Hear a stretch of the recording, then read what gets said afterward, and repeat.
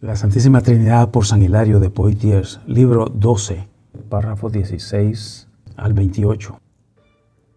Continúa la explicación que el Hijo no es una criatura, sino Él fue engendrado, siendo así ciertamente Hijo. Número 16. Los nacimientos humanos tienen una condición no existente, porque primero nacen de otros que no tuvieron existencia previa. Pues aunque cada uno tiene su origen de otro que ha sido hecho, sin embargo, ese mismo Padre del cual nace no existía antes de nacer. En segundo lugar, el que nace después que no existía, pues el tiempo existía antes que naciera. Si nace hoy, ayer no existía, y nuestra razón nos dicta que el que nace hoy no existía ayer, y así permanece que su nacimiento vino de la no existencia, pues la palabra hoy implica la existencia de ayer. De igual manera, lo que existe hoy no existía ayer. Estos hechos son verdaderos en cualquier cosa que pertenezca a los hombres. Todos reciben un principio antes del cual no existían. Primero, tal como hemos explicado respecto al tiempo, y luego respecto de causa y efecto, pues su existencia no se deriva de una causa de ellos mismos. Mira las causas y pon tu entendimiento en sus antecedentes. Sabrás que nada comenzó por sí mismo, pues nada nace por la voluntad libre de su Padre, sino que todas las cosas creadas son para mostrar el poder de Dios. De aquí hay una propiedad natural de cada especie por heredad, que lo que comenzó a ser sin antes existir, o comenzó después que comenzó el tiempo y existe en el tiempo. Y mientras todas las cosas existentes tienen su origen después en el tiempo, sus causas también fueron no existentes, naciendo de cosas que no existían. Incluso Adán, el primer padre de la raza humana, fue formado de la tierra que fue hecha de la nada y después del tiempo, es decir, que los cielos y la tierra fueron formados, o la luna y el sol, o las estrellas y el espacio, y no tuvo principio al nacer, y comenzó a ser cuando no existía. Número 17. Pero para el unigénito Dios, que no tiene tiempo precedente, la posibilidad está excluida, que en algún tiempo no fuera, pues eso de algún tiempo sería algo anterior a Él, y la aserción que Él no era involucra tiempo de donde el tiempo no llegó a existir después de Él, sino que Él mismo comenzó después del tiempo, porque no era antes de nacer. Ese periodo cuando no era sería anterior a Él. Incluso el que nace de aquel que realmente es no puede ser entendido naciendo de alguien que no era, pues el que realmente es la causa de su existencia, y su nacimiento no puede tener origen en lo que no es. Por tanto, ya que en su caso no es cierto que no era respecto al tiempo, o respecto al Padre, el autor de su ser, o que tuvo existencia de la nada, no hay posibilidad respecto en sí mismo de haber nacido de la nada o de no haber existido antes de nacer. Número 18. No ignoro que la mayoría de ellos cuya mente está llena de impiedad no aceptan el misterio de Dios, o que por la influencia de un espíritu hostil están listos para manifestar bajo la capa de una reverencia una pasión mala para destruir a Dios, y están listos para hacer declaraciones extrañas en los oídos de los hombres simples. Están listos a decir que nosotros, al proclamar que el Hijo siempre ha sido y que nunca ha sido algo que no fue previamente, declaramos que Él no tuvo nacimiento porque siempre ha existido. Pues de acuerdo al razonamiento humano, lo que siempre ha existido no puede haber nacido, pues dicen ellos, la razón de algo que nace es que al no haber existido pueda venir a la existencia, mientras el venir a la existencia de algo que no existía significa, de acuerdo al sentido común, que nace. Ellos pueden agregar a estos argumentos palabras suaves y fáciles de oír como: si nació, Él comenzó a existir. Un poco antes de comenzar a existir, Él no existía. Y cuando no existía, no se puede aceptar que existía. Por esas pruebas, dejémoslos mantener que es el lenguaje de una impiedad razonable decir: no era antes que naciera, porque para que Él existiera, uno que no fue, no uno que era, pudiera nacer. Tampoco el que era requirió algún nacimiento, aunque el que no era nació, con el fin de que Él pudiera llegar a ser. Número 19. Ahora, ante todo, los hombres que profesan un conocimiento devoto a las cosas divinas en asuntos donde la verdad predicada por los evangelistas y apóstoles se muestra, ponen a un lado las preguntas intricantes de una filosofía hueca y en su lugar siguen la fe que reposa en Dios, porque los sofismos de una pregunta silogística fácilmente desarma el entendimiento débil que trata de proteger la fe, pues las aserciones escalabrosas acosan al defensor de la fe que tiene poca orientación, el cual trata de apoyar su caso con preguntas en los hechos hasta que eso le roba lo poco que tiene, todo por su deseo de investigar profundamente para llegar a una certidumbre científica. Así, el defensor no mantiene alguna conciencia de verdad a la cual debía sumisión. ¿Cuál respuesta se acomoda al propósito del que pregunta para nosotros admitir si algo existía antes de nacer? ¿Lo que nace no existía previamente? ¿Es contrario a la naturaleza, al razonamiento, que una cosa que ya existe deba nacer? Pues una cosa debe nacer para llegar a ser, no porque ya existiera. Pero ahora que hemos concedido esto por haber sido dicho correctamente, sin embargo, gracias a lo mismo podemos perder la certidumbre de la fe y ser atrapados en los designios impíos y falsedad cristiana de ellos. Número 20. Pero el apóstol Pablo, tomando precaución contra esto, así como muchas veces lo hemos demostrado, nos amonesta a estar en guardia cuando dice: pongan atención para que nadie os perturbe con filosofías huecas, de acuerdo a la tradición de los hombres y no de acuerdo a la tradición de Cristo, en quien habita corporalmente toda la plenitud de la deidad. Colosenses 2, 8, 9. Por tanto, debemos estar en guardia contra la filosofía y métodos que descansan en tradiciones de los hombres para evitarlos y refutarlos. Cualquier concesión que hagamos no implica que ellos han ganado la batalla o que estemos confundidos, pues nosotros, al declarar que Dios es el poder de Dios y la sabiduría de Dios, no huimos de la doctrina de los hombres, sino que la destruimos, y que debemos jalar e instruir al hombre simple para que no sea destruido por estos maestros, pues Dios, en su sabiduría, que hace todas las cosas sabiamente, pues su propósito no se desarma con poder, ni su poder es desviado con el propósito, da sabiduría a los que proclaman a Cristo al mundo para confrontar las doctrinas falsas e irreverentes del mundo con el conocimiento que imparte con su sabiduría omnipotente, de acuerdo a las palabras del apóstol, quien dijo: porque nuestras armas no son carnales, sino poderosas en Dios, para derribar fortificados y razonamientos y cualquier cosa que quiera elevarse más arriba del conocimiento de Dios. 2 Corintios 10, 4 a 5. El apóstol no nos deja una fe vacía de razonamiento, aunque una fe vacía sirva para la salvación. Sin embargo, a menos que esa fe sea entrenada por la enseñanza, aunque en la tribulación de la duda sería mejor retirarse de los enemigos, entonces no podrán mantener una posición sólida y fuerte para resistir. Su posición será como el escuadrón que es vencido, en lugar de ser un escuadrón con gallardía, sin desmayar, que conquistará algún campamento. Por tanto, debemos demoler los argumentos insolentes que se levantan contra Dios y destruir la falsa seguridad de un razonamiento falso y demoler los intelectos maliciosos que los impulsa a la impiedad con las armas que no son carnales, sino espirituales, no con aprendizaje humano, sino con la sabiduría del cielo, para que en proporción a las cosas divinas, siendo distintas de las humanas, de igual manera, la filosofía de los cielos sobrepase las de la tierra. Número 21. De acuerdo a esto, dejemos que la incredulidad abandone sus esfuerzos. No piensen que negamos alguna verdad que de hecho la entendemos correctamente y la creemos. Mientras declaramos en muchas palabras que Él nació, sin embargo, no aseguramos que no haya nacido. No es lo mismo no nacer que nacer, pues el segundo expresa origen derivado de algún otro, mientras lo primero no se deriva de nada.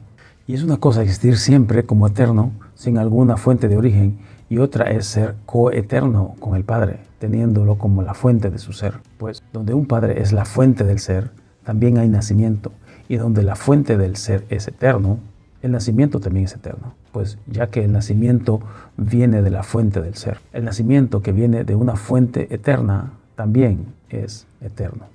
Ahora bien, todo lo que siempre existe es también eterno. Sin embargo, no todo lo que es eterno es también sin nacimiento, pues lo que nace de lo eterno también tiene el carácter de haber nacido. Pero lo que no nace es ingenerado y eterno. Pero si lo que nace del eterno no nace eterno, se seguiría que el Padre no es una fuente eterna.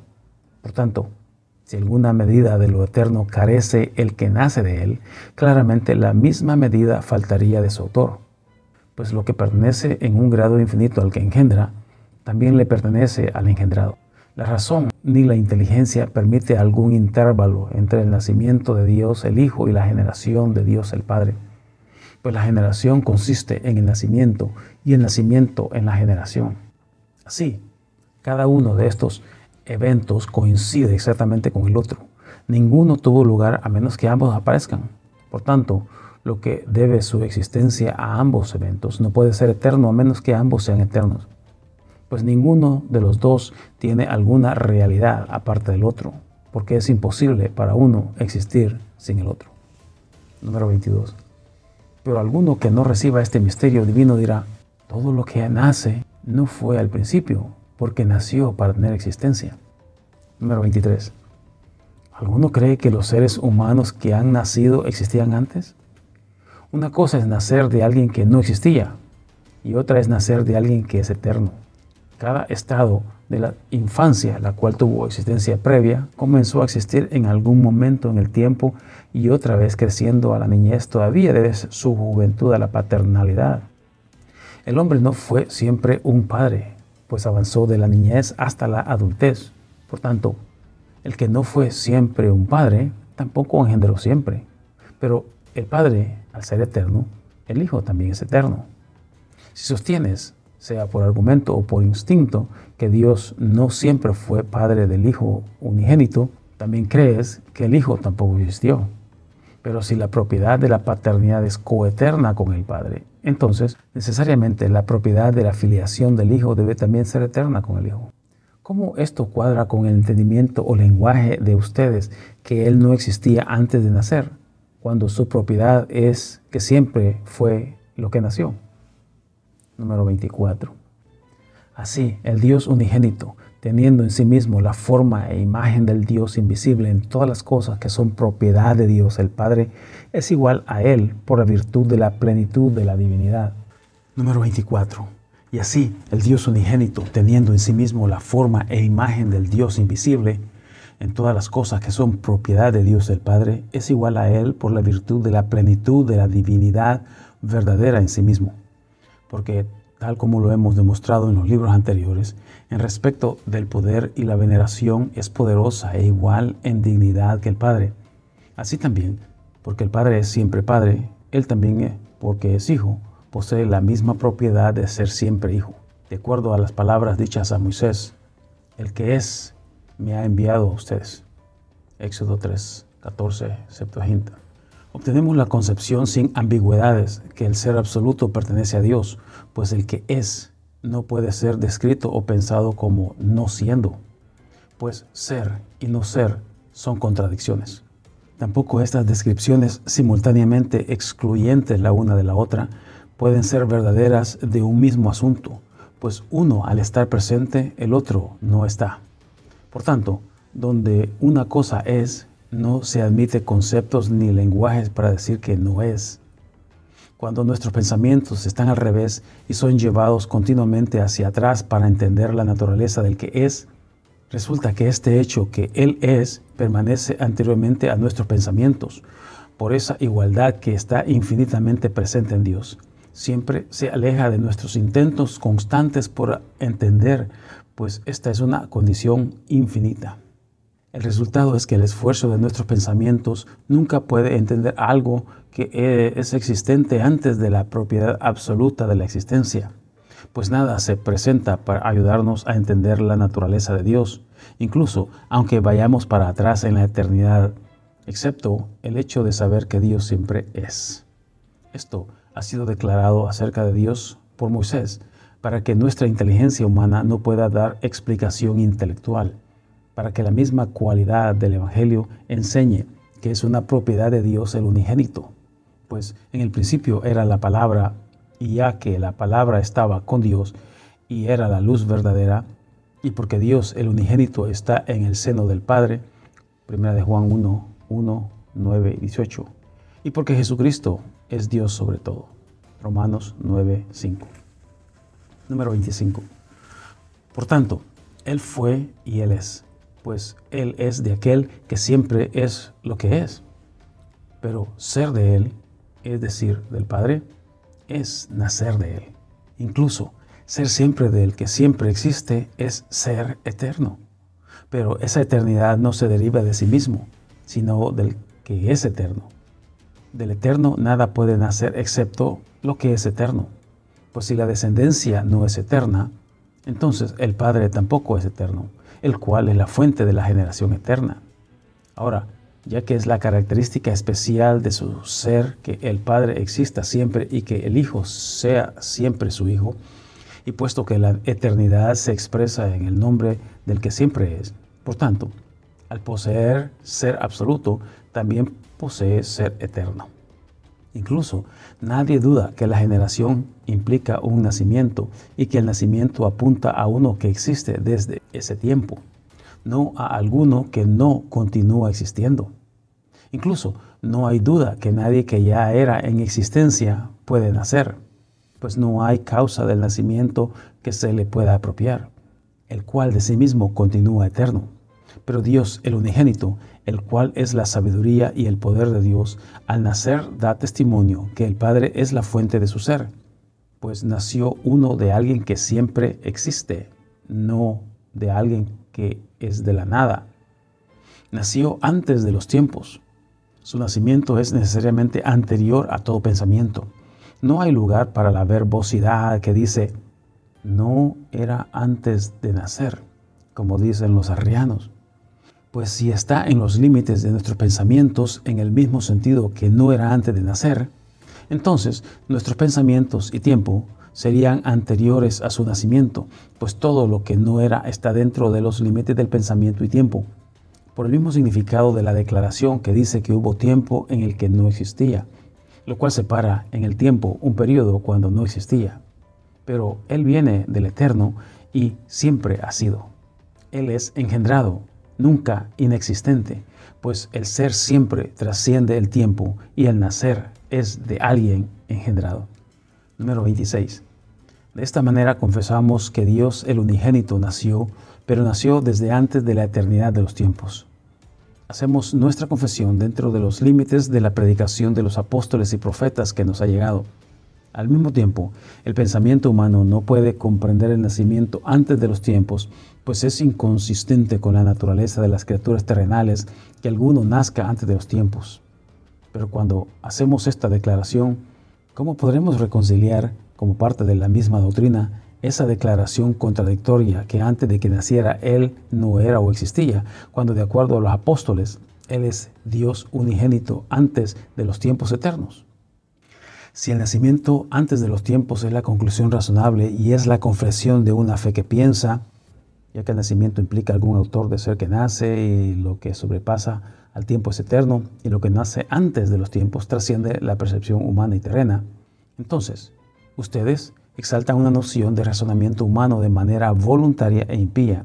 Si interpretan en el sentido carnal que antes que Él naciera no existía o era, pues claramente Él nació eterno, más allá de cualquier percepción humana o inteligencia carnal. Otra vez, decimos que lo que trasciende al tiempo es eterno. Número 27. La humanidad de Cristo. Podemos apreciar las cosas con nuestra imaginación o conocimiento, pues sabemos que lo que existe hoy no existió ayer, porque lo que era ayer no es hoy. Y por otro lado, lo que es hoy es solamente ahora y no fue ayer tampoco. Y por la imaginación podemos apreciar el pasado y no tener duda que antes que alguna ciudad existiera, hubo un tiempo en el que no existía. Por tanto, todo tiempo está en la esfera del conocimiento y la imaginación, y por ello podemos juzgar de acuerdo a la percepción humana. De ahí que ustedes imaginen la frase no era antes que naciera, pues el tiempo es antes del origen de las cosas.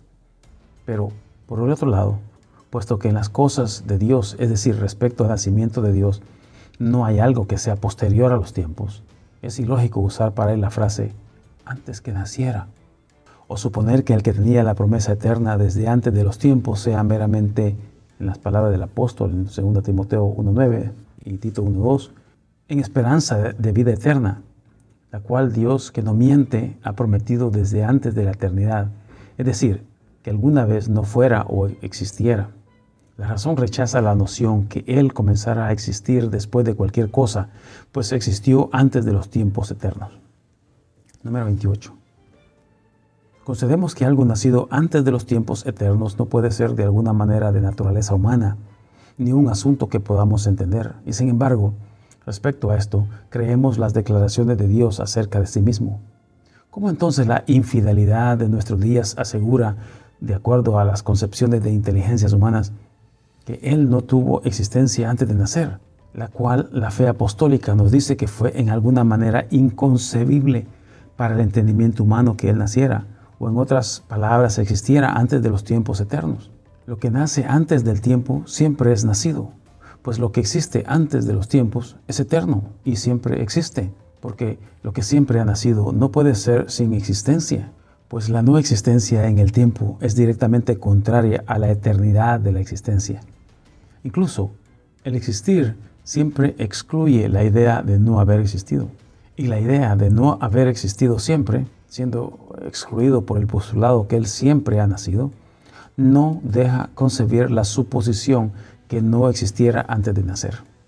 Pues es obvio que el que nació antes de los tiempos eternos siempre existió en la condición de nacido, aunque no podamos tener una concepción clara de algo habiendo nacido antes de los tiempos.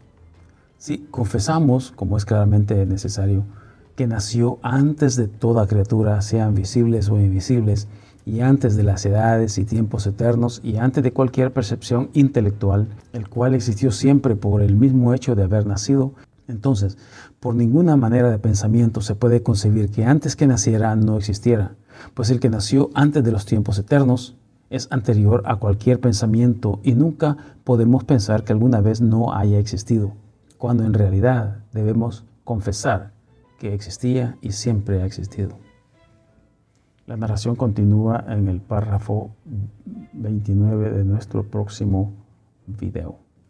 Recuerda que si quieres el libro La Santísima Trinidad por San Hilario de Poitiers, manda un correo a cualeslareligionverdadera@gmail.com para recibir tu libro de manera gratuita. Dale un like al video y suscríbete para recibir más notificaciones de futuros libros que estaremos poniendo para la edificación de tu fe.